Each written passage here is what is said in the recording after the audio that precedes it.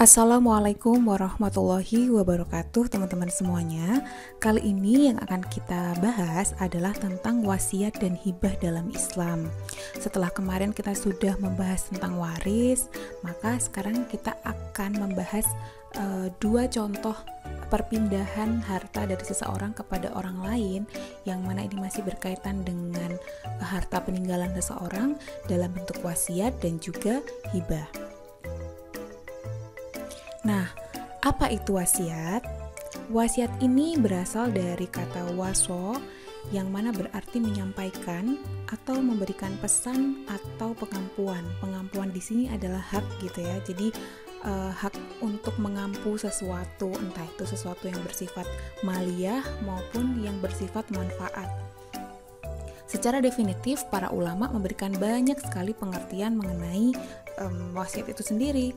Kalau secara umum, ahli hukum mengartikan bahwasanya hak ini adalah sebuah upaya untuk memberikan hak secara sukarela yang dikaitkan dengan keadaan seseorang setelah meninggal, baik itu diucapkan ataupun tidak.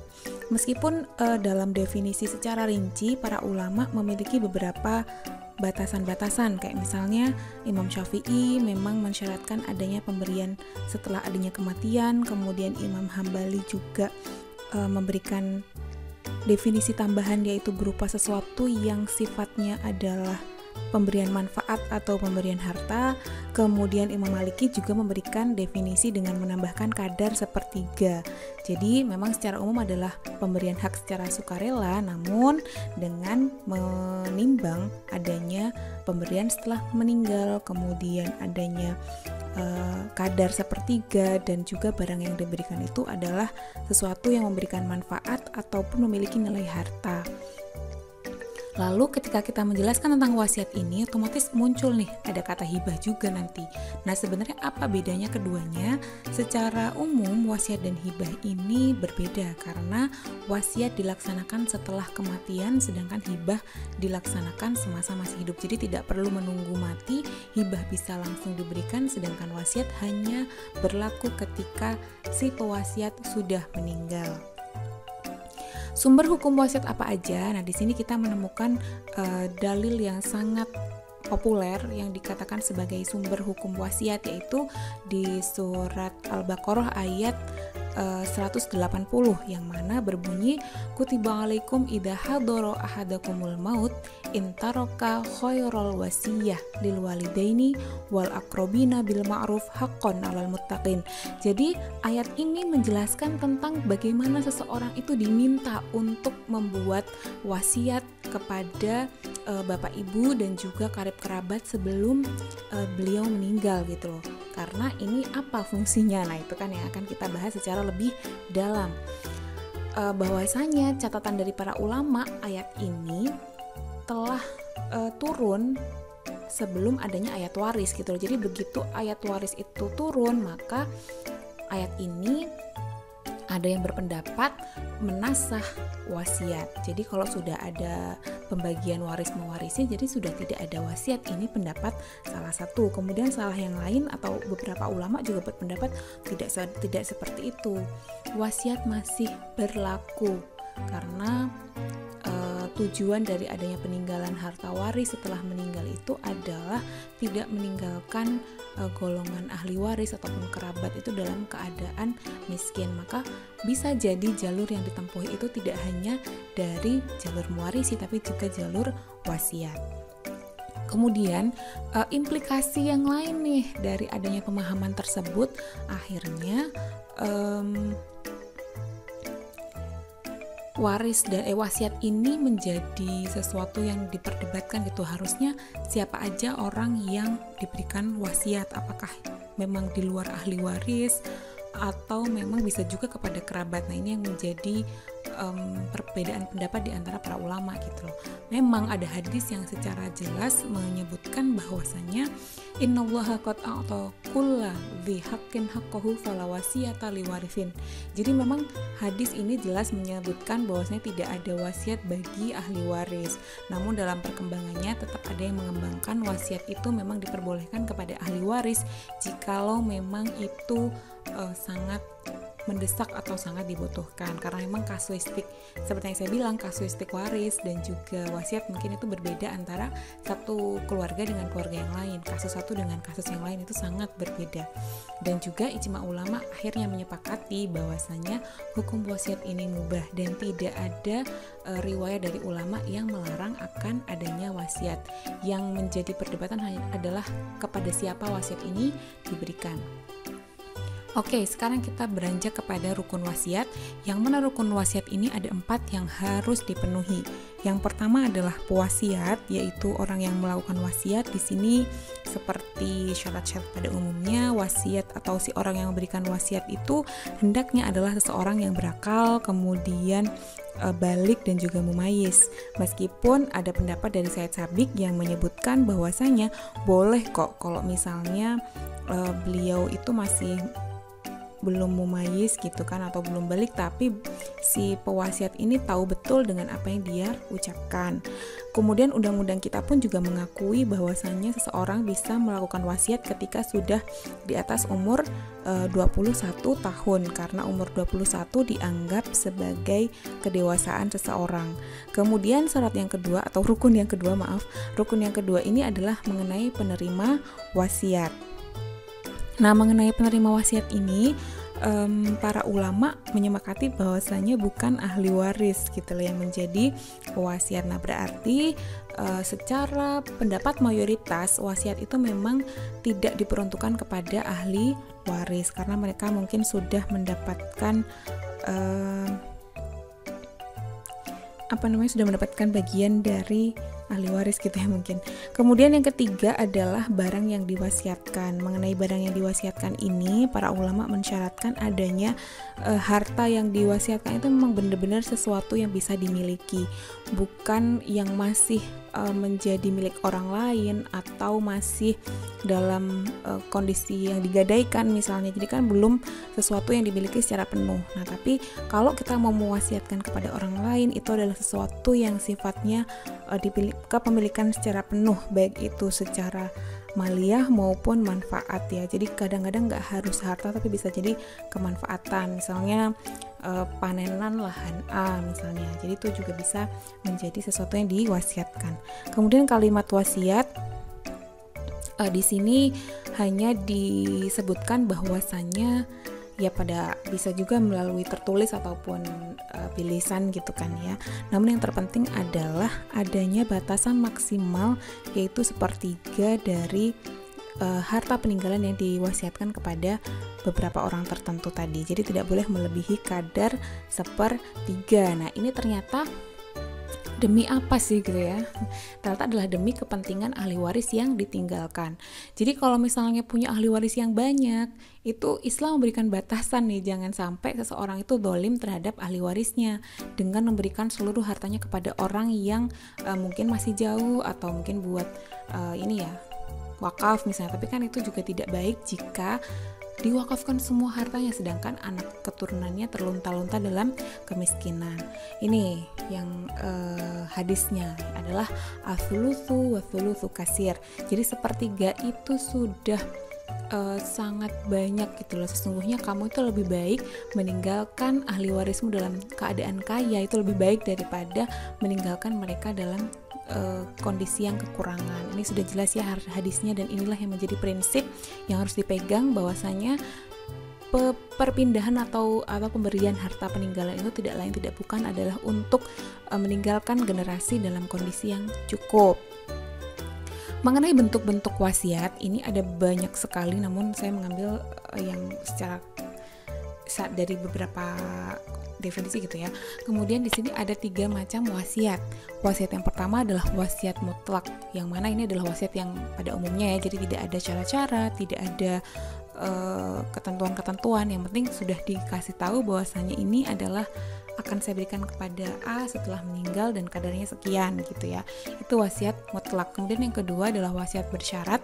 Di sini memang ada syarat-syarat tertentu yang diberikan oleh pewasiat supaya si anak atau si orang yang menerima tadi itu bisa menerima. Contoh, nanti kalau misalnya kamu udah lulus S1, ini buat kamu. Kalau misalnya kakakmu sudah menikah, jadi lahan ini buat kamu. Nah, kurang lebih syarat-syaratnya seperti itu. Jadi bukan syarat-syarat yang melanggar syariat Islam ini yang ditekankan oleh para ulama. Jadi ketika syarat itu memang ketika kamu misalnya sudah keluar dari Islam maka kamu baru bisa. Nah, itu adalah suatu syarat yang tidak diperbolehkan oleh para ulama. Kemudian yang terakhir adalah wasiat khos. Wasiat khos ini adalah sebuah wasiat yang memang dikhususkan untuk pihak tertentu. Mungkin saja ini akan merubah perbandingan kadar gitu kan ya kepada si yang berhubungan dengan ahli waris gitu. Misalnya ya memang ini kalau para ulama seringkali mencontohkan misalnya anak perempuan yang mana itu mendapatkan wasiat dan juga nanti akan bukan anak perempuan ya, misalnya saudara perempuan atau bagaimana yang masih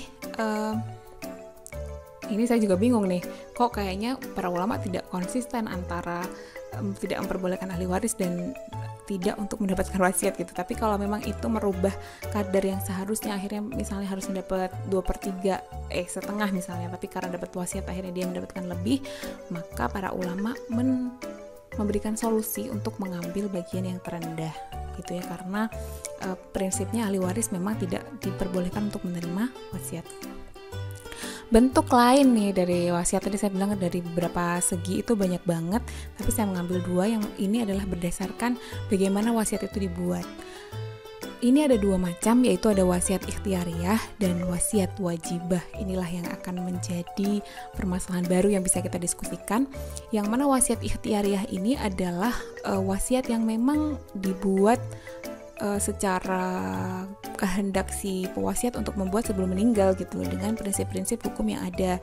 Jadi ya pada umumnya lah wasiat yang memang dibuat oleh si pewasiat sendiri sebelum meninggal demi harta-harta itu supaya tertasarufkan dengan baik gitu loh. Sedangkan wasiat wajibah ini adalah dimana si pewasiat tidak pernah memberikan wasiat kepada pihak A ataupun pihak B, namun kebijakan pemerintah ini memaksa untuk pemberian wasiat kepada orang tertentu karena sebuah keadaan tertentu. Maksudnya gimana nih? Nah, inilah yang menjadi pemikiran baru dalam bidang wasiat. Jadi misalnya ada seorang cucu yang ditinggalkan oleh mayit gitu kan, sedangkan bapaknya si cucu ini sudah meninggal. Nah, otomatis dalam kondisi yang seperti ini, jika si cucu masih punya paman laki-laki atau mungkin paman laki-laki, saudara laki-laki, itu kan si cucu akan terhijab gitu kan ya. Maka yang dilakukan oleh pemerintah, ya memang kalau ini terjadi di negara-negara Islam gitu kan ya, atau ketika pada masa kekhalifahan Islam itu bisa lah bagian penguasa ini memberikan kebijakan bahwasanya oh kamu harus memberikan wasiat nih, si mayit ini harus memberikan wasiat kepada si cucu gitu loh, karena apa, bisa jadi nanti kasihan nih kalau misalnya dia ditinggalkan sudah tidak punya orang tua gitu kan, dan paman-paman ataupun bibi-bibinya itu belum tentu merawat si cucu ini gitu. Jadi masa depan cucu ini bagaimana? Nah, supaya terjadi kemaslahatan, si cucu ini masih punya sangu untuk dunianya gitu, entah untuk pendidikan, untuk makan sehari-hari, kebutuhan yang lain-lain, maka pihak pemerintah ataupun penguasa itu bisa memberikan paksaan kepada si mayit, ataupun kalau mayitnya sudah terlanjur meninggal itu bisa memberikan kebijakan ataupun putusan bahwasanya sebagian harta peninggalan harus diwasiatkan secara wajib kepada golongan tertentu. Nah, ini yang akan menjadi pembahasan kita di video yang selanjutnya ya. Kemudian mengenai hukum wasiat. Hukum wasiat ini gimana dong? Nah, sebagaimana fikih ya, pasti akan membuat beberapa kriteria hukum berdasarkan kondisi dan situasi. Begitu juga dengan wasiat. Wasiat ini, kalau misalnya kita melihat dari asal hukumnya apa gitu ya, itu banyak yang mengatakan bahwasanya asal hukum wasiat adalah sunnah. Namun, ini bisa berubah hukumnya sesuai dengan kondisi si pewasiat. Yang pertama, hukum wasiat menjadi wajib itu apabila itu berkaitan dengan kewajiban si pewasiat. Kayak misalnya beliau sudah punya tanggungan untuk haji gitu, tapi ternyata kondisi kesehatan dan ternyata kesempatan itu tidak bisa, maka ini bisa diwasiatkan. Kemudian zakat misalnya belum tertunaikan, itu juga menjadi bagian dari wasiat yang sifatnya wajib. Kemudian yang kedua adalah sifat hukum wasiat yang sifatnya adalah sunnah. Ini ketika dilakukan untuk upaya takarub kepada Allah, emang ini hukum asli gitu ya, dan sesuai dengan prinsip dari Islam sendiri yang tidak meninggalkan ahli waris dalam keadaan miskin atau kekurangan. Kemudian yang ketiga, hukum wasiat menjadi makruh apabila si pewasiat ini tidak memiliki harta yang cukup banyak gitu loh untuk mewasiatkan harta tersebut kepada misalnya baitul mal atau mungkin kepada sahabatnya gitu, atau mungkin kepada masjid dan lain-lain. Maka dengan prinsip yang tadi itu lebih baik tidak usah mewasiatkan yang terlalu banyak kepada pihak yang lain selain ahli waris ya, karena memang kita harus melindungi ahli waris dalam kondisi kecukupan. Kemudian haram, ya pasti kita tidak boleh mewasiatkan sesuatu yang sifatnya ghairu syar'i gitu, misalnya mewasiatkan bahwasanya arak-arak yang ada di gudang itu untuk kamu anakku, nah itu tidak boleh ya. Mungkin sekarang banyak ya orang-orang yang menyimpan wine gitu kan, nah itu entah bagaimana ya, harusnya tidak diperbolehkan menurut fikih. Kemudian yang terakhir adalah mubah. Di sini bahwasanya ulama fikih dan juga beberapa literatur fikih menyebutkan wasiat ini menjadi mubah apabila dilakukan kepada orang yang sudah berkecukupan gitu loh. Jadi kalau memang punya orang sahabat misalnya dulu pernah berhutang nyawa atau mau balas budi gitu, akhirnya mewasiatkan sesuatu kepada sahabatnya tadi dan ternyata beliau dalam kondisi yang sudah kaya, maka ini sifatnya bisa menjadi mubah, bisa dilakukan, bisa tidak. Itu tadi mengenai tentang wasiat. Nah, selanjutnya kita akan membahas tentang hibah, karena hibah ini seringkali dikaitkan atau bisa juga dijadikan win-win solution gitu loh selain wasiat. Nah, sebenarnya hibah itu apa? Hibah ini merupakan masdar dari bahasa Arab yang kalimatnya adalah wahaba gitu kan. Wahaba ya hibu. Yang mana artinya adalah pemberian. Ulama menyebutkan hibah ini secara definisi adalah akad yang mengakibatkan pemilikan harta itu menjadi berubah gitu kan ya. Jadi ada perpindahan kepemilikan harta tanpa ganti rugi. Jadi tidak ada implikasi dari perpindahan kepemilikan harta tersebut karena memang dilakukan secara sukarela. Jadi tidak ada imbal balik, kamu saya kasih ini asal kamu mau menikahi anak saya. Nah, itu bukan hibah namanya ya. Kemudian hibah ini memang dengan berbagai macam definisi dan kondisi gitu kan ya. Akhirnya ada beberapa kondisi yang bisa dikategorikan sebagai hibah. Yang pertama adalah ibro. Ibro ini kan artinya membebaskan gitu ya. Jadi ketika ada seseorang yang berhutang kepada kita, kemudian kita menghibahkan untuk membebaskan hutang orang tersebut. Nah, itu juga merupakan salah satu bentuk lain dari hibah. Kemudian yang kedua adalah sedekah. Jadi misalnya ya pada umumnya lah ya, memberikan sesuatu tanpa imbalan karena memang harapannya adalah pahala di akhirat. Kemudian yang terakhir adalah hadiah, yang mana kadang-kadang kita memberikan sesuatu kepada guru atau mungkin kepada orang-orang yang memang kita anggap berhak untuk mendapatkan hadiah tersebut karena memang mereka adalah orang yang mulia, orang yang memang memiliki prestasi untuk mendapatkan hadiah tersebut. Mengenai dasar hukum hibah, di sini Rasulullah menyebutkan bahwasanya tahabu, yang mana kalau misalnya kita saling memberi, itu kita akan bisa saling mencintai. Jadi kadang melalui pemberian itulah yang akan mendekatkan silaturahmi gitu ya, dari satu manusia ke manusia yang lain gitu. Sehingga tujuan dari adanya hibah ataupun hadiah ini adalah untuk menghilangkan kebencian antar sesama, entah itu antara si pemberi dengan si penerima hadiah. Coba siapa yang kalau misalnya tidak senang kalau mendapatkan hadiah gitu kan ya, pasti senang dan kita akan sangat berterima kasih kepada orang yang sudah memberi. Begitupun yang memberi merasa senang juga karena sudah bisa membahagiakan orang yang diberi hadiah ataupun hibah. Kalau rukun hibah itu sendiri ada 3 ya, bersama sebenarnya dengan wasiat, yaitu ada pihak-pihak yang melakukan penghibahan, kemudian ada barang yang dihibahkan, dan juga ada siwut ijab qabul. Ya memang ijab qabul ini nggak harus yang ini aku kasihkan kepadamu, tapi dengan kinayah ya, maksudnya bisa juga dengan kinayah, bisa juga dengan soreh, jadi bisa dengan kalimat-kalimat semu, bisa juga dengan kalimat-kalimat yang memang real, dikatakan aku menghibahkan ini kepadamu dan lain-lain. Kemudian mengenai macam-macam hibah, ini sebenarnya hampir sama ya, kurang lebih sedikit mirip dengan wasiat, bahwasanya hibah itu ada juga yang hibah yang sifatnya bersyarat. Nah, akan tetapi untuk hibah yang bersyarat ini para ulama sih tidak membenarkan karena tidak sesuai dengan prinsip hibah. Kalau misalnya mau ngasih dengan sukarela gitu, ya udah ngasih aja gitu, nggak usah pakai pembatasan tertentu. Kayak misalnya aku kasih sepeda motor ini tapi cuma 2 tahun aja ya, nah gitu kan nggak bisa gitu, berarti kan masih ada syaratnya. Atau aku kasih sepeda motor ini tapi kamu setiap pagi harus jemput aku ke kampus, nah itu juga bukan sesuatu yang dibenarkan oleh prinsip dari hibah itu sendiri. Kemudian ada hibah manfaat hibah manfaat, yaitu hibah yang sifatnya bersyarat tapi diperbolehkan. Jadi misalnya ini aku hibahkan kamu selama aku hidup, misalnya, itu bisa juga. Atau misalnya hibah manfaat aja, misalnya aku hibahkan nih uang sewa yang untuk ruko yang ada di daerah sana, gitu kan, itu boleh. Kemudian yang ketiga adalah hibah rukbah. Hibah rukbah ini adalah pemberian bersyarat. Jika syarat itu ada, maka harta itu menjadi milik si penerima, namun bila enggak ya enggak. Jadi misalnya ketika kamu nanti sudah lulus misalnya, itu nanti ini akan menjadi milikmu.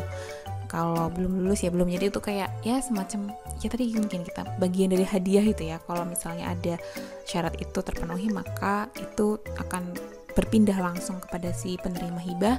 Namun jika tidak ada, maka akan kembali kepada si pemberi hibah.